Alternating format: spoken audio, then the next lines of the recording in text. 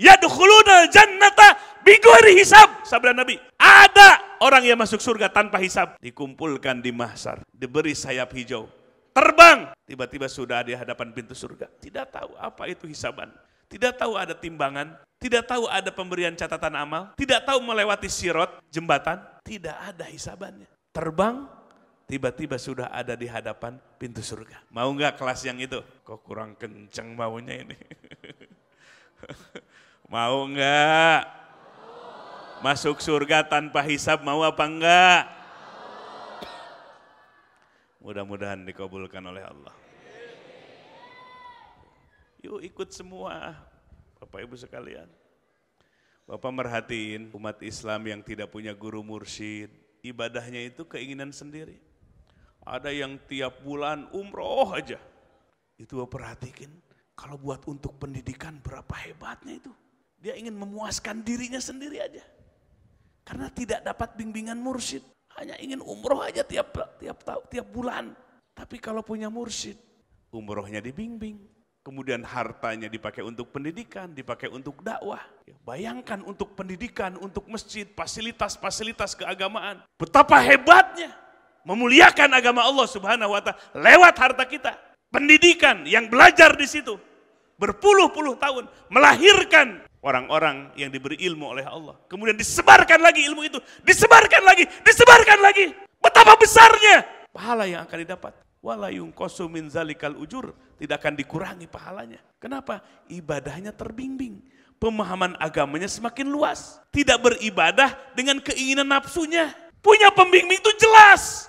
Langkahnya, programnya, komprehensif ibadahnya, zahir dan batinnya. Itu ibadah yang terbimbing oleh mursyid. Tapi kalau tidak punya mursyid, dia dengan kepalanya sendiri. Khairun nas anfa'uhum linnas. Sebaiknya manusia yang terbaik bagi manusia. Hari ini lembaga pendidikan umat Islam, lembaga pendidikan Islam rendah. Kenapa? Salah satunya karena faktor ekonomi. Lihat madrasah-madrasah. Kualitasnya bagus apa tidak? Bagus apa tidak? Lebih rendah. Kenapa? Karena kurang dari pendanaannya. Akhirnya SDM-nya pun rendah. Ini sebetulnya program besar umat Islam. Investasi dunia akhirat. Mencerdaskan manusia lewat pendidikan yang berkualitas. Maka semestinya harta umat ini lebih fokus ke situ. Umroh mah asal sudah wajib, tambahlah sunat sekali dua kali, cukup. Kalau dibimbing ibadah oleh mursyid, luas wawasan kita. Kita bisa memikirkan aspek pendidikan, kita bisa memikirkan aspek dakwah, kita bisa memikirkan aspek ekonomi, aspek sosial. Banyak perjuangan kita, karena pemahamannya diluaskan oleh Allah Subhanahu wa Ta'ala. Hadirin wal hadirat rahimakumullah. Nah ini menambah luas wawasan kita. Lihat Rasulullah SAW, perjuangannya luar biasa. Ngurus aspek sosial, ngurus aspek ibadah ruhiyah. Bukan dalam satu aspek, semua aspek agama kita.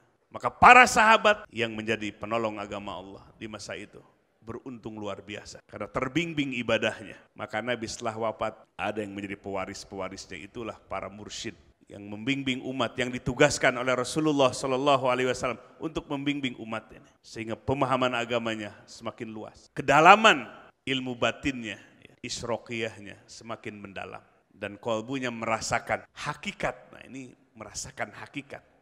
Kebenaran yang sesungguhnya. Sehingga itulah membuat kita istiqomah dalam ibadah.